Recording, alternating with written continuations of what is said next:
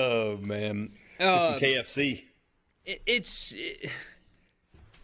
Dylan DeLucia, it's hard to – we're supposed to be professionals with words, right? That's literally our job. We get paid to put things into context for you. It is hard to describe what Dylan DeLucia just did. It's hard. I've sat during this break.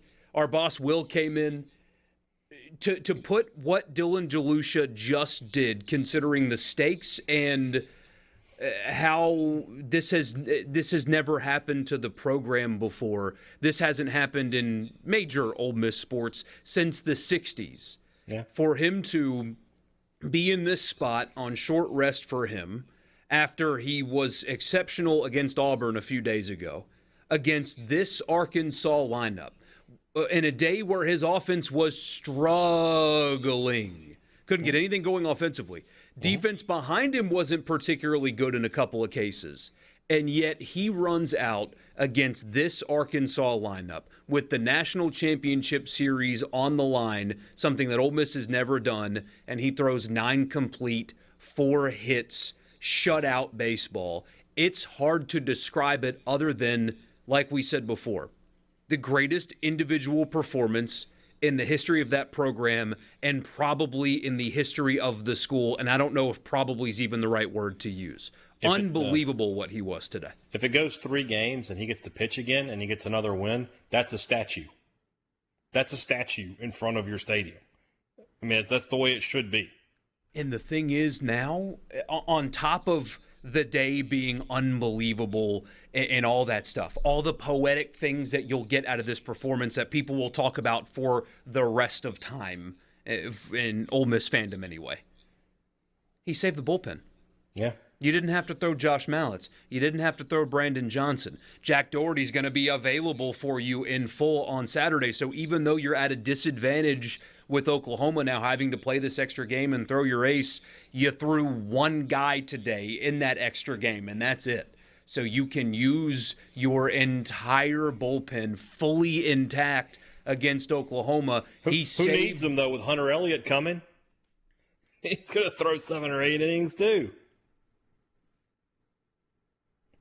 This is 2 of the hottest teams, by the way, that we've ever really had in the College World Series. I mean, these 2 teams have played so well, and both of them are sort of the same story, right? Had to go on the road and win the regional, had to go on the road to win their super regional, and have come to Omaha and have just been really, really good. Oklahoma a little bit better in Omaha to go undefeated, on that side of the bracket. But Ole Miss to show, the toughness that they showed today. I mean, you could have been forgiven if they had just taken last night's gut punch and then folded up a little bit. Nobody would have been. So many people expected that to happen. Yeah, many people, but they didn't, and now they're going to play for a national championship.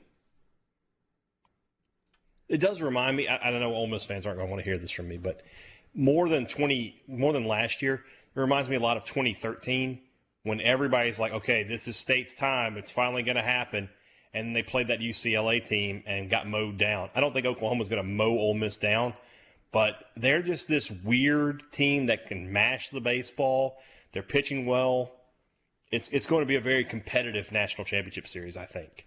Oh, absolutely, especially as you mentioned with Hunter Elliott. I mean, no matter who you're facing at this point, when you've got Elliott or DeLucia on the mound, you feel like not only do you have a chance to win, that you're going to win. Now, Oklahoma's got, as you mentioned, everything that Ole Miss has, Oklahoma also has. I mean, there's a reason they're in the national championship series. Obviously. Richard just texted me a picture. He's on top of the bar at Funky's. I don't know what's going on. Like Katy Perry. Yeah, he's doing something. I don't know. Hopefully we'll get video of that. What if he comes back with his shirt off? It would be hilarious. Especially if he's got it, I don't know what kind of sweater situation he has underneath there. But if he shaved it into a bra like that Arkansas fan, now we're talking. So I haven't lived in this state that long compared to you and Richard and most of you listening. I don't know if it was just the cynicism in me, which I'm full of, or a bit of reality on top of that. Mm-hmm. But the phrase, Ole Miss will play for a national championship, and that's not a shot at Mike Bianco or baseball. I'm talking about Ole Miss, major sports, will play for a national championship is not something that I thought that I could say out loud.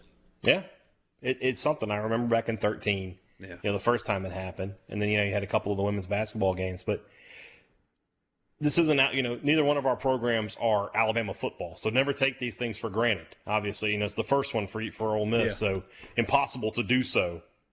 But yeah, it's a really special moment, and these games this weekend, win or lose for Ole Miss, this has been an unbelievable season, and we'll just have to see, if there's one more chapter to it. And it happens to be this one of all the seasons that it could have been, of all the really, really freaking good Mike Bianco coached Ole Miss teams that have happened over the years. This wasn't one of them.